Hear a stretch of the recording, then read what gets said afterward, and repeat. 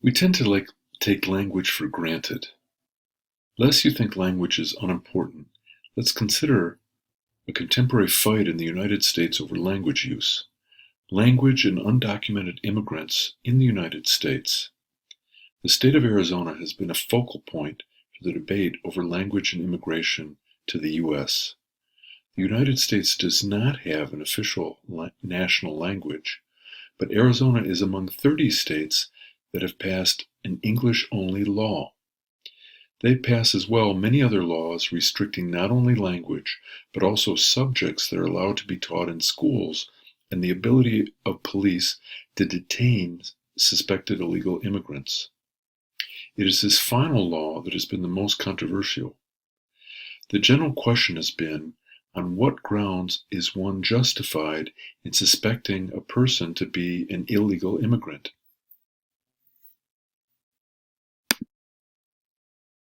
Many legalistic justifications have been proposed.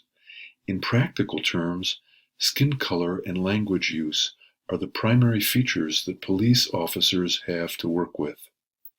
Many people who have legally immigrated to the United States have struggled to learn the language, including many of your ancestors. English-only laws reflect how language can become a cultural rallying point. Language is something we often take for granted.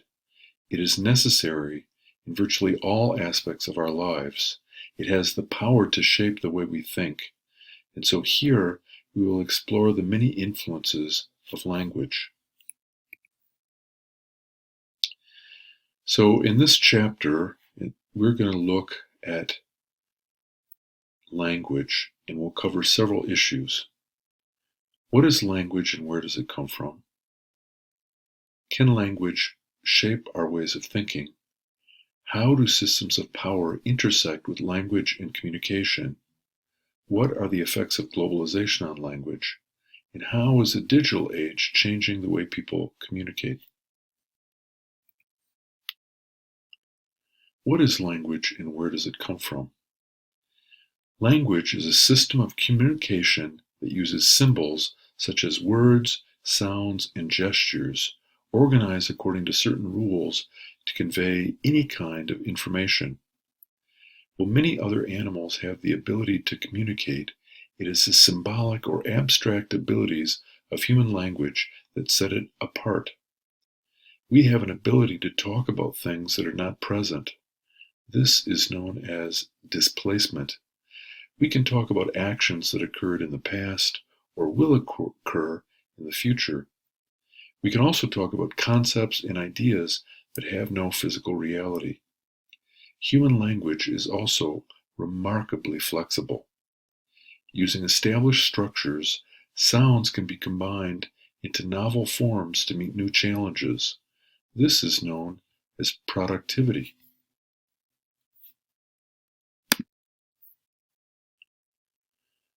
So let's touch on descriptive linguistics in this unit.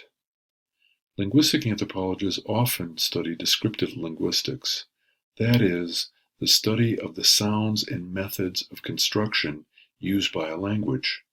Using descriptive linguistics, anthropologists work to describe the essential elements and rules of a particular language. Much of the discipline of descriptive linguistics has arisen from the challenges faced by anthropologists, but also missionaries and others conducting ethnography. As we've seen, many anthropologists have conducted their research in small, remote communities. Often the people in these communities speak a language that has no writing system. If the anthropologist is going to take notes about interactions and about the language people speak, then they need to develop a writing system. Developing an effective writing system for a spoken language is no small task. Out of this practice, several key elements of language have been identified. Phonemes represent the smallest unit of sound that can make a difference in meaning. For example, the English letters B and P represent sounds that are very similar, and yet they distinguish meaning. The words big and pig, after all, are quite different. The term phonology has been developed to describe the study of phonemes within a language. Moving up from phonemes, we have morphemes. Morphemes represent the smallest units of sound that can carry meaning on their own. Thus, while B and P can distinguish meaning, they have no inherent meaning of themselves. Typically, morphemes often form what we more regularly refer to as words, such as big and pig. Both have specific meanings to them that cannot be changed as long as we stay in the same language. Thus, phonemes are combined to make morphemes, and morphemes are combined to make phrases and sentences. The combination of morphemes within a language is controlled by rules of grammar. From the perspective of linguistic anthropology, grammar simply refers to the structured combination of morphemes that allows speakers of that language to make sense of the combinations. Thus, the phrase, "ain't nobody got time for that," may be grammatically incorrect in your English class, but is perfectly fine in linguistic anthropology because it's a structural form of communication that we all understand.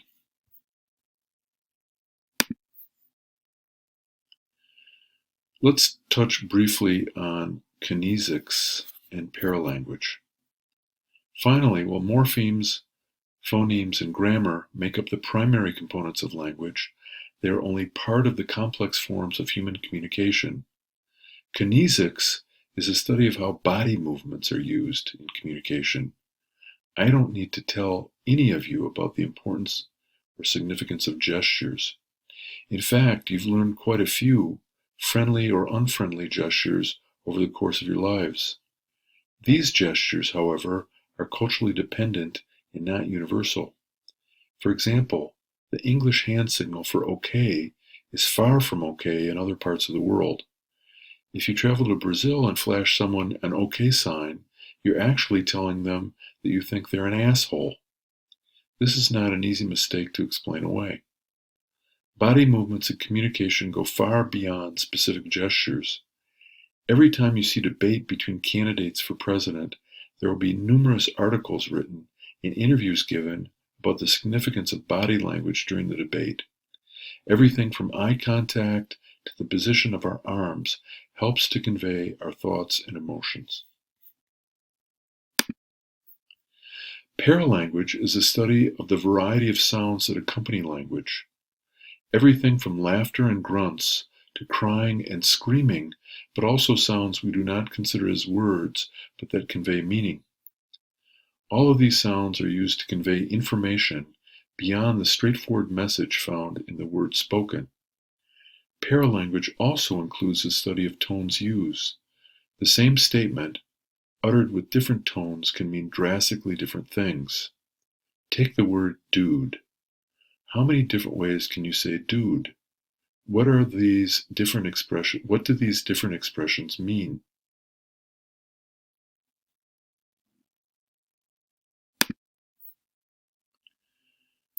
How do systems of power intersect with language and communication?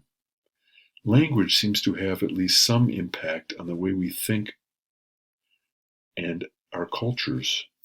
Our culture clearly impacts our language use, particularly when cultural systems of power overlap with language use. Power and language go hand in hand. As our first example, we have the man.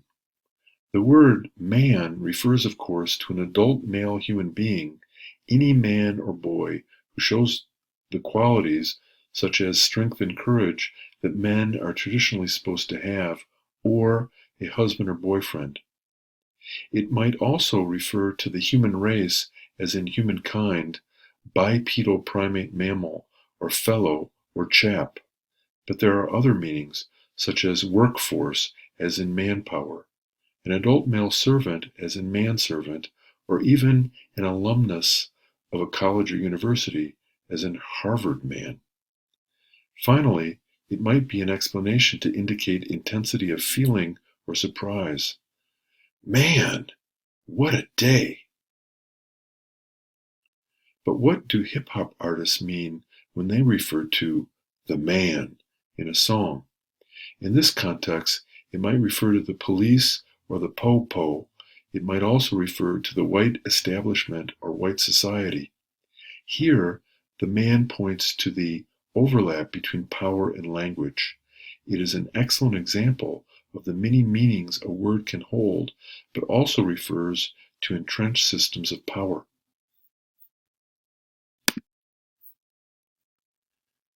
Let's look briefly at language and gender.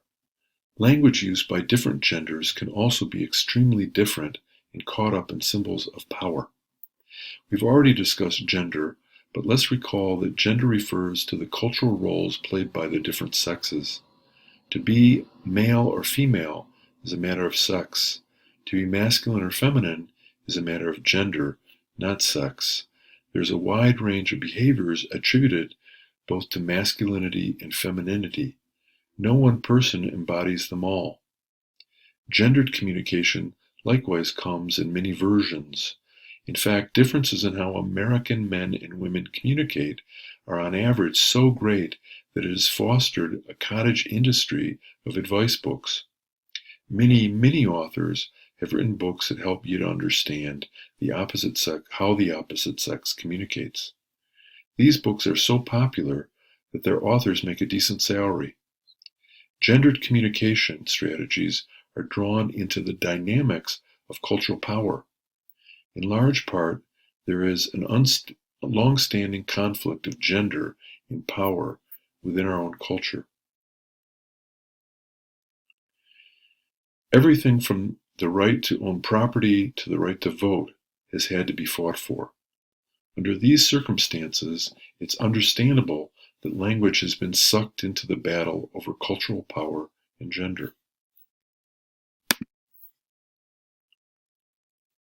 Let's talk about language and dialect. Language dialects represent another point of intersection between power and language. A dialect is defined as a non-standard version of a language. By definition, then, in order to have a dialect, you must first have a standard version of a language. We live in a world where language has been heavily standardized. This has not always been so. Everything from spelling, pronunciation, and grammar have been codified into books, such as dictionaries and grammar manuals, but only quite recently in human history. The existence of a standardized version of a language is a statement of power. A group of people within a language community has been able to prevail over others and impose their form of pronunciation, their form of grammar, etc. Thus, by definition, the speaker of a dialect is presenting a less powerful language group. For one reason or another, this group did not achieve dominant status over other groups. Yet it has been able to maintain its existence in the face of this dominance. The mere existence of dialects is a miniature war of rebellion.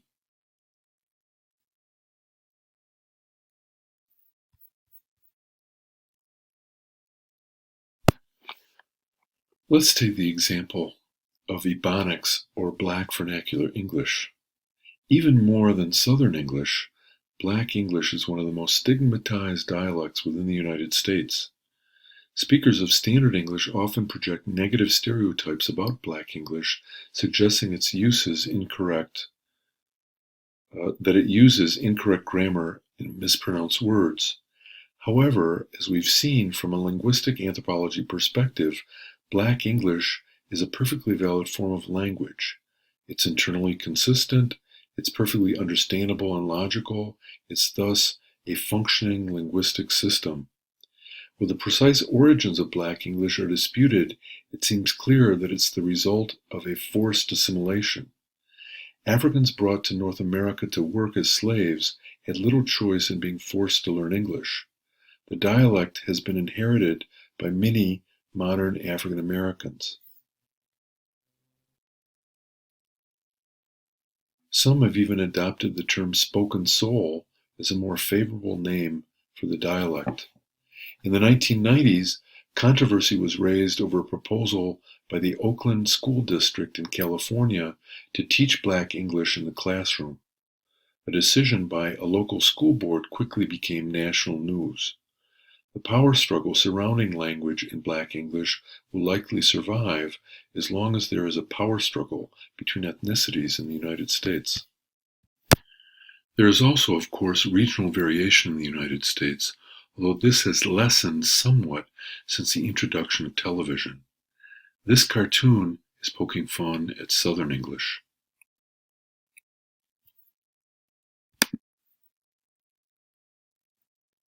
Language also provides insight into class stratification. While the United States has made a name for itself as a place where one can rise up from a meager background to achieve great economic success, it's nevertheless a nation with class differences. Some people have better access to economic resources than others. That access is at least part hereditary. Side by side with the existence of a class structure, there are differences to be found in the ways in which language is used among classes. Standard or unaccented English is commonly used by upper classes.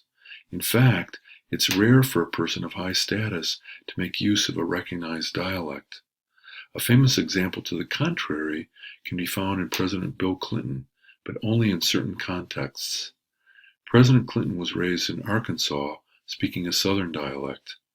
As his political career grew, he gradually set aside his dialect because in the larger United States, the Southern dialect is perceived as being associated with less intelligence. But whenever he returned to his home state, President Clinton's dialect shifted back to his Southern roots. The mere fact that President Clinton would switch back and forth between standard English and a dialect is representative of the power inherent in language.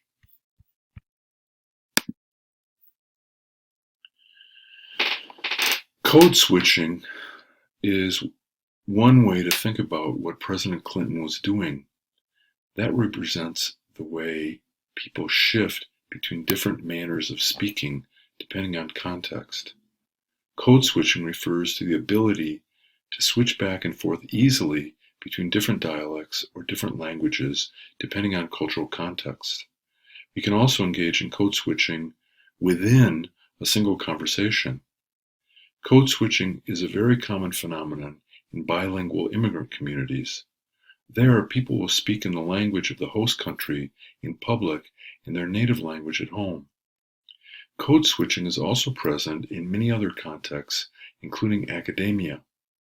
Populations at colleges and universities include many different dialects, and some are appropriate in certain contexts and not in others.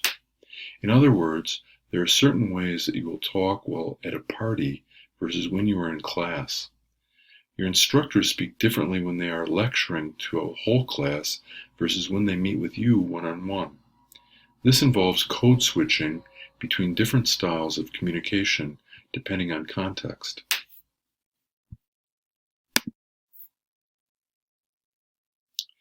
We have one final topic under language and power. Historical linguistics is a study of the development of language over time. We'll come back to what this has to do with power. First, language and language use patterns change over time. Try reading an old letter written by your grandparents, or perhaps a letter written by your own children. You can quickly see how fast language use changes. Given enough time, these changes can result in distinct languages. Many of you have learned a Romance language, such as Italian, French, or Spanish. These languages are grouped together because of their similarities, and their similarities are the result of all of them being derived from the same parent language, Latin. Historical linguistics study how language changes, how languages become new languages, and when possible, why they change. Now let's return to power. You can think of the emergence of a new language in the same way we discussed standard language versus a dialect. The emergence of a new language represents the successful cultural influence of the speakers of that language. In the US, children are taught to think of language as part of national identity. For example, in France, people speak French. In Spain, Spanish. In England, people speak English, etc. All of these are exaggerations. The long history of human settlement in Europe has led to great linguistic diversity. Even in places like modern France, Spain, and England, people speak many different native local languages beyond French, Spanish, and English. For example, they may also speak Catalan, Breton, Welsh, etc. The history of the emergence of the new language and its dominance over other languages at a national level is explicitly a history of cultural power. These cultures that were the most influential in the past, through political or economic means, have left their mark on the present with their languages. What are the effects of globalization on language? As people who speak different languages interact, an inevitable linguistic impact occurs. This can be seen in the untold number of loan words from one language to the next.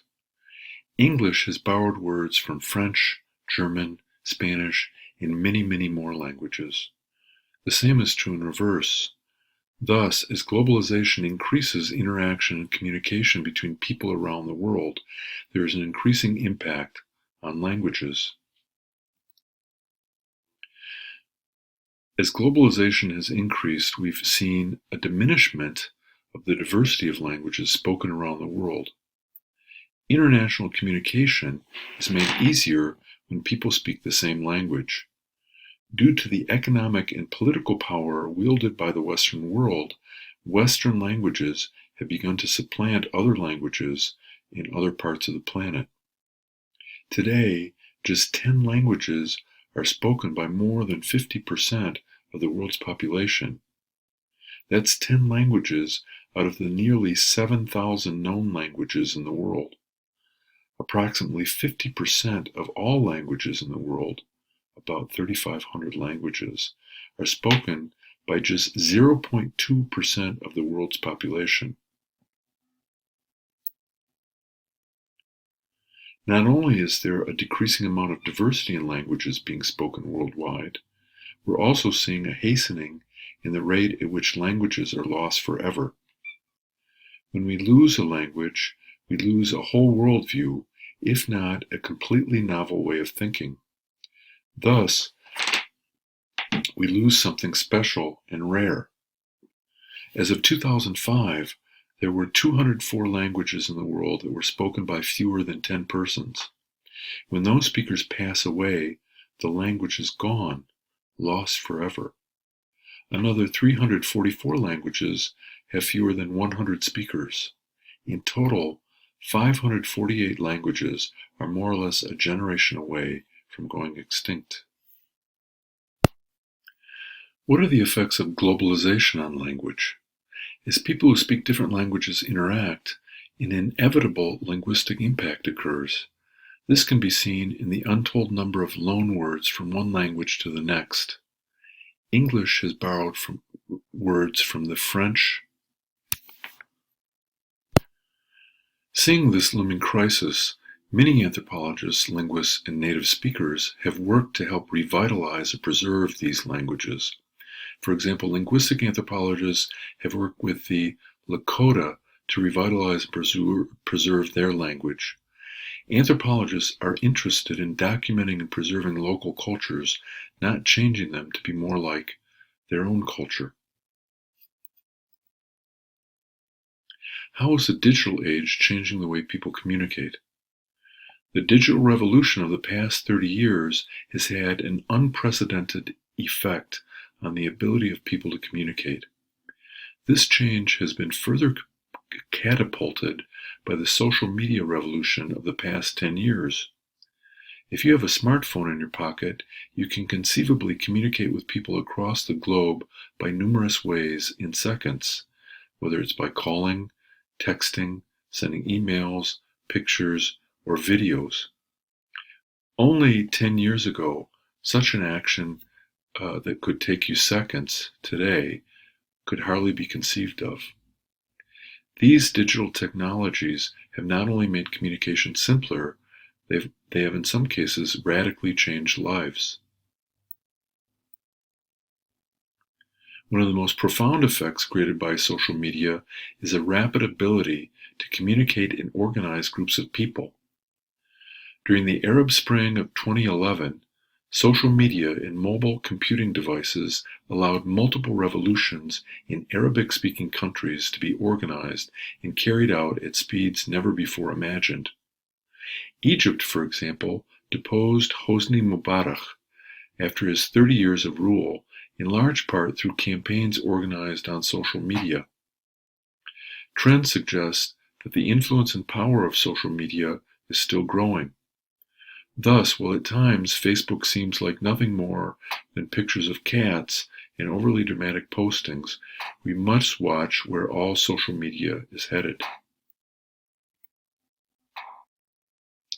Digital technology is also rapidly changing education, both at primary levels and in college. Today's college students, such as yourselves, belong to the so-called digital natives generation. Those of you who were born after 1980 have been surrounded by digital technologies for your entire lives. As a result, these forms of communication seem second nature. However, your generation is the first of its kind. Your educational experience is radically different from that of previous generations. Online forums for class allow for new kinds of communications between you and your fellow students, as well as with your professors.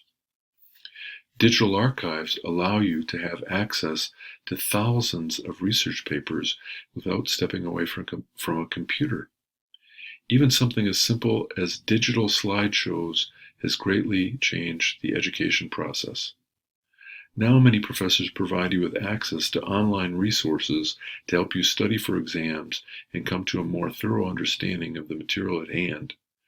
Your changing educational experience is thus a product of the digital age that will in turn have a profound effect on culture. Before we finish, we should mention the digital divide. It's easy to view digital technology as groundbreaking and found virtually everywhere. But 85% of the world's population is still left out